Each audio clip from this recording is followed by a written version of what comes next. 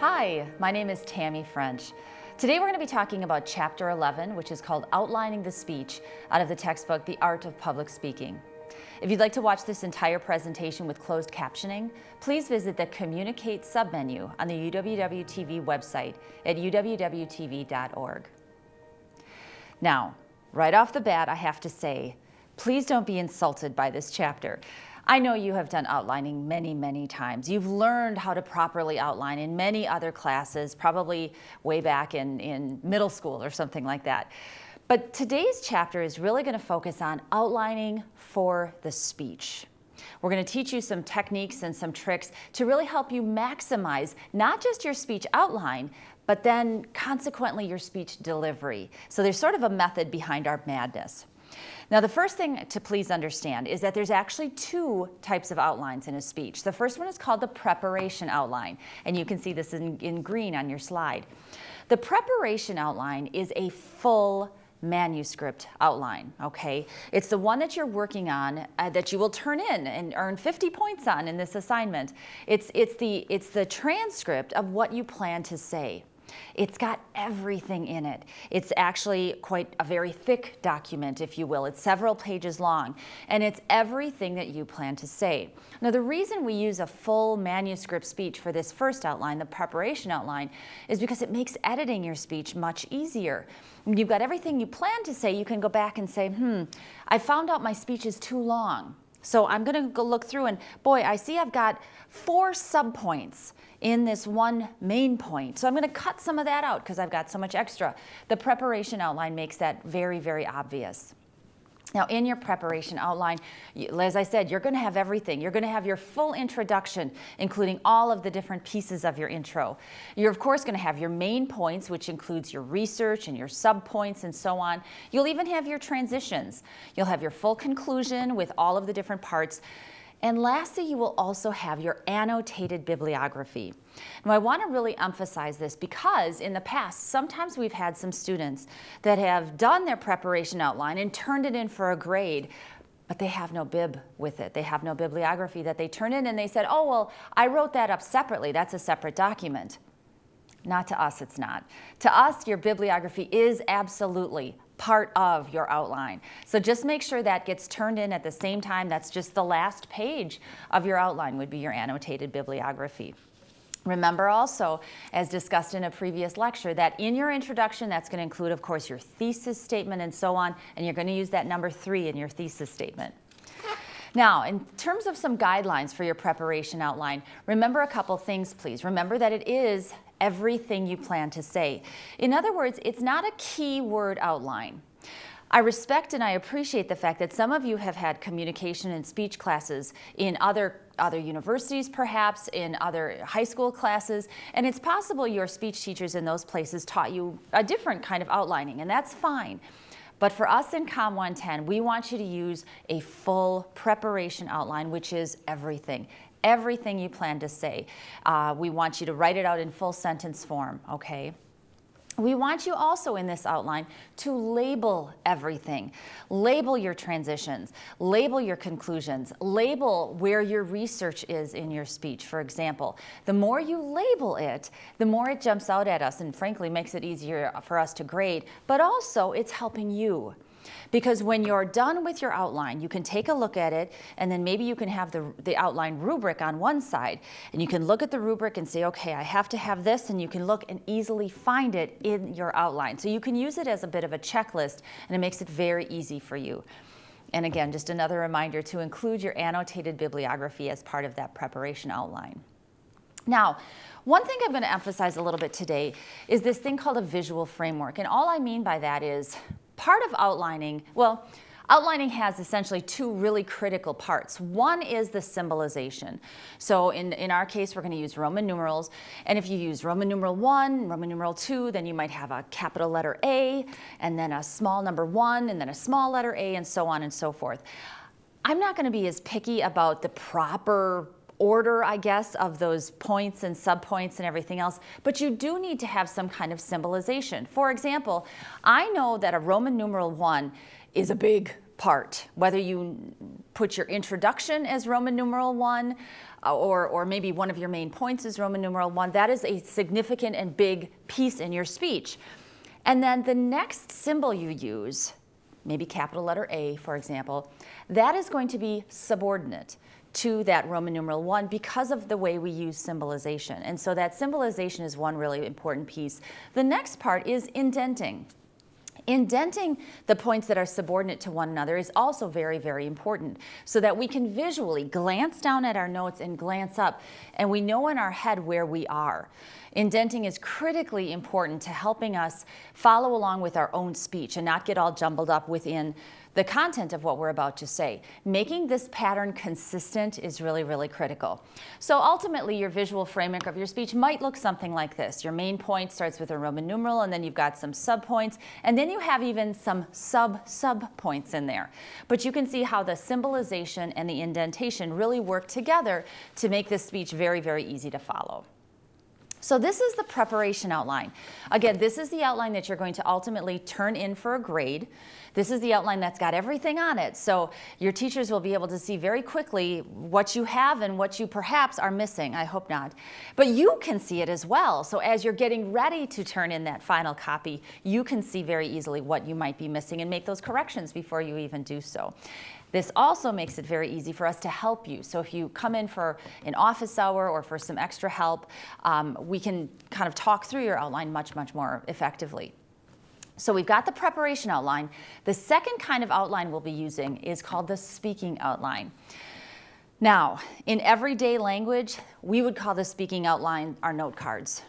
That's what we'll be using to give our speech on. We're going to take this huge preparation outline that's really sort of kind of like a big research paper, if you will, and we're going to boil it down. We're going to chop it up. We're going to use, this time, we're going to use just keywords and phrases and put that on our note cards.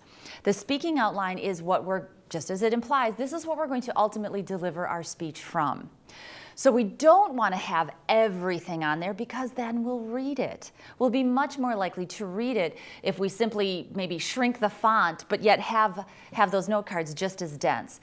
Instead, we want to be very picky and choosy with what words and phrases and little clues for ourselves we put on those cards.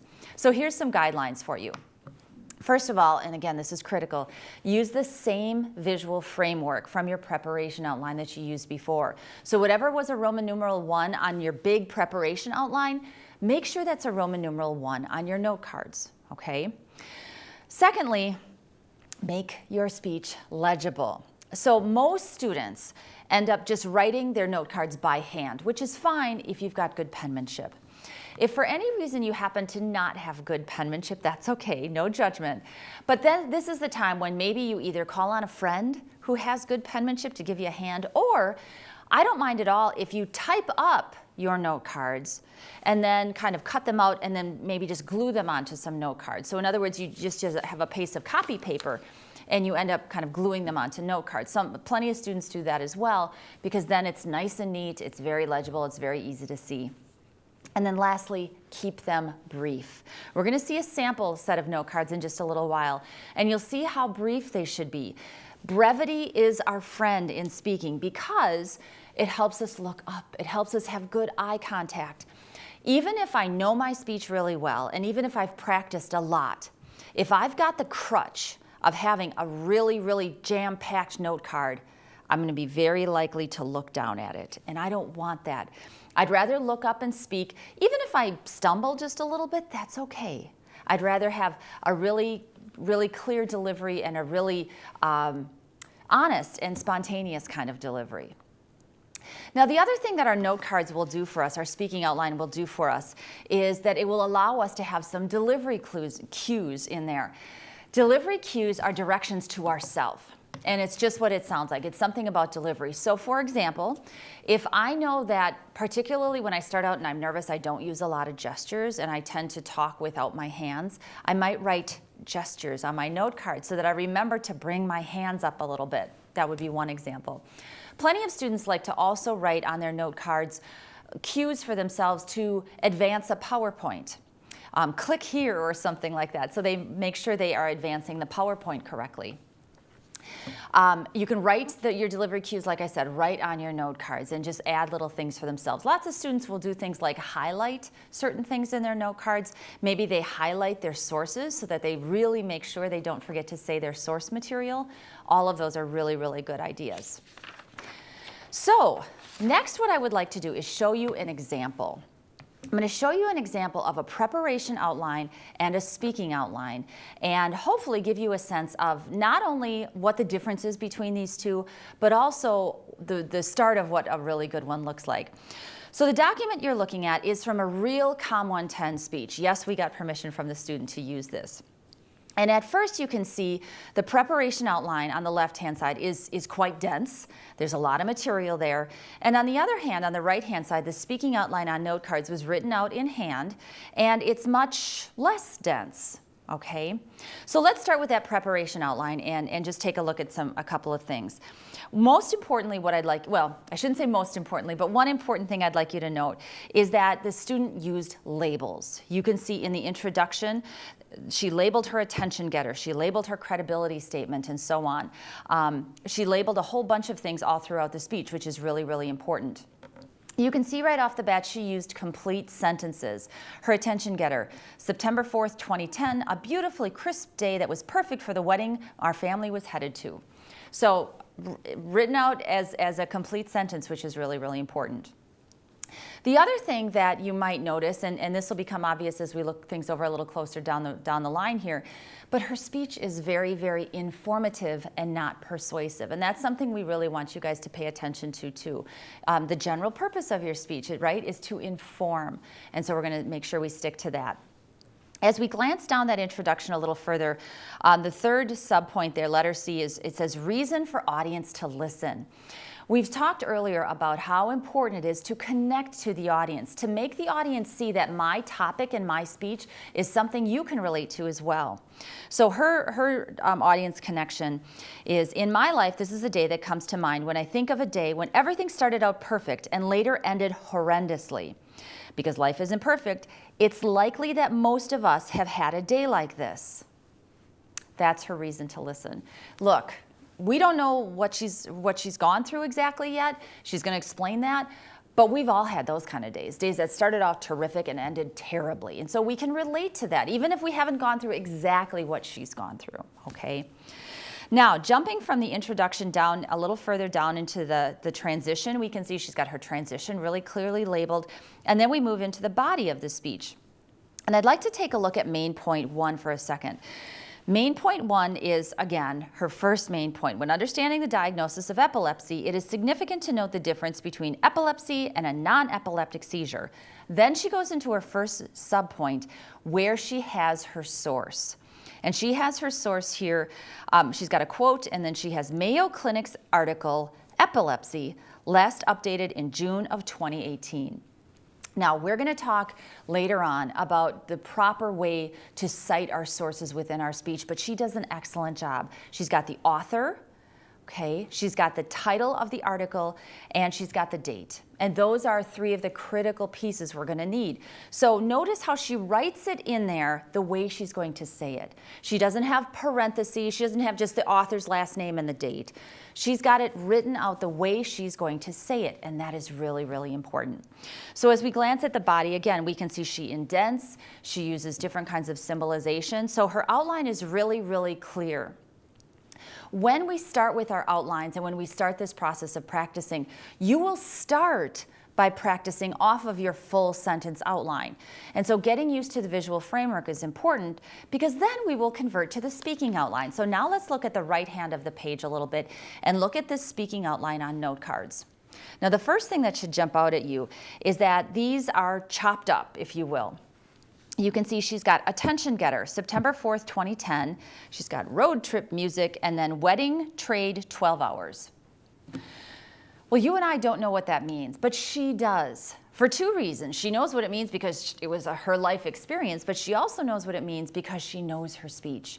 She's practiced her speech a number of times, and she knows that she only needs a couple little words and phrases to remind her of what to say. So what I'm trying to get at, guys, is that your note cards are very personal. Your note cards are meant for you. And yes, we're going to ask that you hand them in, but your note cards are not graded specifically. You're not going to get an A or a B on your note cards. If you've written your entire speech onto your note cards, we will downgrade you for that. But if you've done a good job of modifying your note cards and kind of abbreviating here and there, then write them as you would like to write them for yourself. Note on this first note card off to the left-hand side of the first note card, she has a couple little notes. She's got family, I think it says family pick, and then aware pick.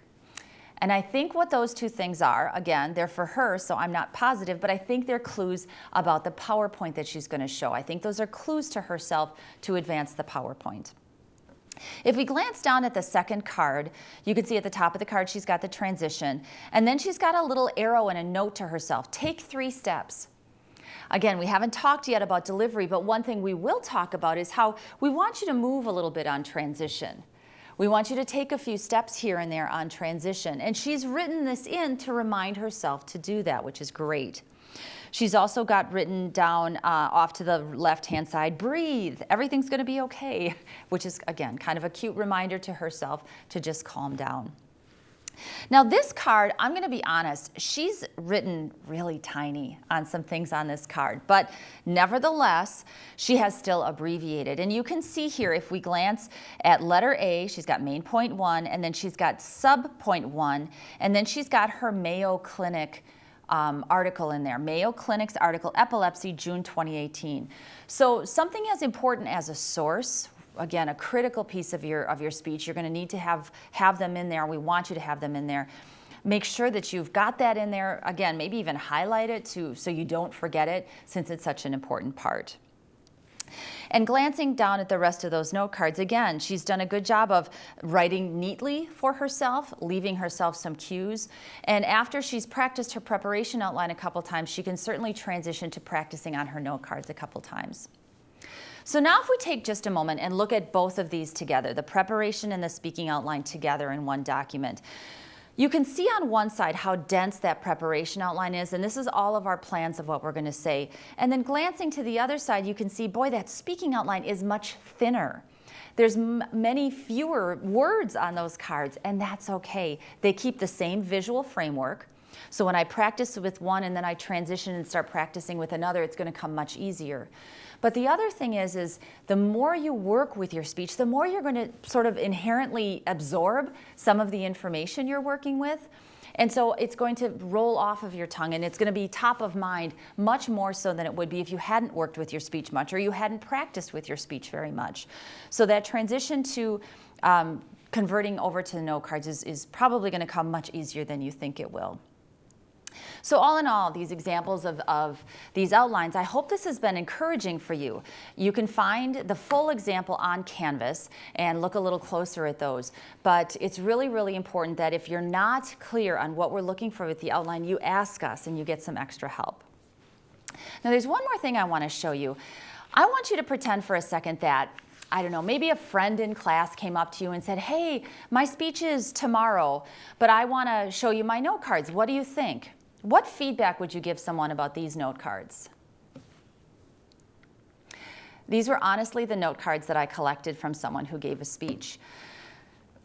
If you can't read it, that's okay, because I could barely read it either, and frankly, I don't think the student could either. You'll notice that these note cards are so densely written.